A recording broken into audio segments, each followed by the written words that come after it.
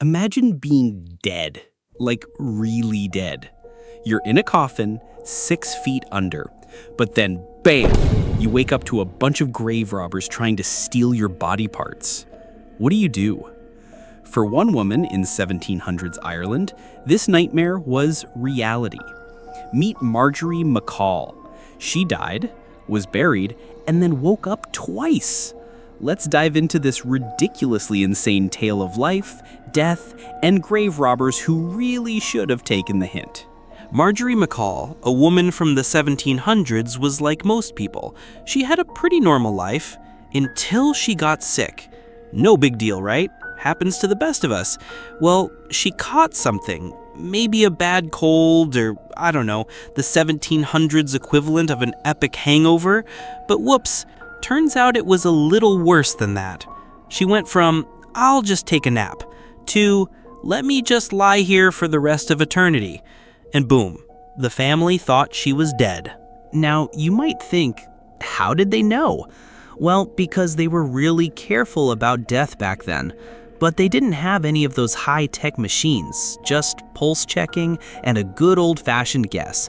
And you know what? They nailed it. Sort of. So they get the family together and do what any good 1700s family does: bury the body. They throw her in the grave, no questions asked. Everything's fine. For a while. Then, a few days later, the family goes to visit the grave.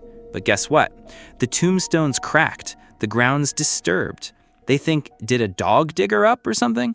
Nope. Turns out Marjorie wasn't dead after all. She was just in a deep sleep. Not dead, just sleeping. Through the worst nap ever.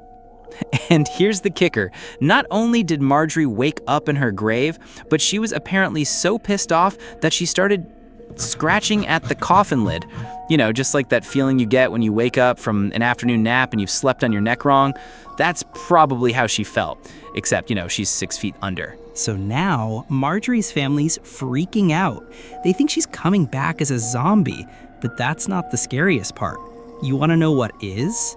The grave robbers. Yep, at the same time Marjorie's clawing her way out, a group of criminals is like, hey, let's see what's inside this old lady's grave. These guys were about as respectful as a raccoon in a garbage can. They roll up, start cutting through her clothes, and then boom, they get to her finger. They were like, oh, this might be worth something. But as they're about to chop off her finger, guess who wakes up? Yeah, Marjorie McCall. Not exactly the good morning greeting they were hoping for. Imagine the chaos for a second. You're one of these robbers, trying to make a quick buck off a dead woman's finger, and suddenly she opens her eyes and is like, what the hell are you doing? I mean, that's gotta be one of the most awkward moments in history. So, what did the robbers do? They ran for their lives. You would too, right? Now here's the real twist. Marjorie was totally alive. She got the heck out of that grave, made it back home, and continued living for years. She even outlived some of her grave robbers, proving that death wasn't quite as permanent as we thought back then. So here's the funny thing. Marky McCall didn't just get buried once. Nope, she actually got buried twice.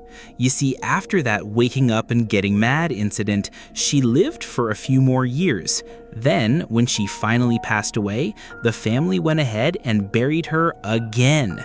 But this time, they didn't mess it up. They triple checked. No grave robbers, no naps, just good old finality.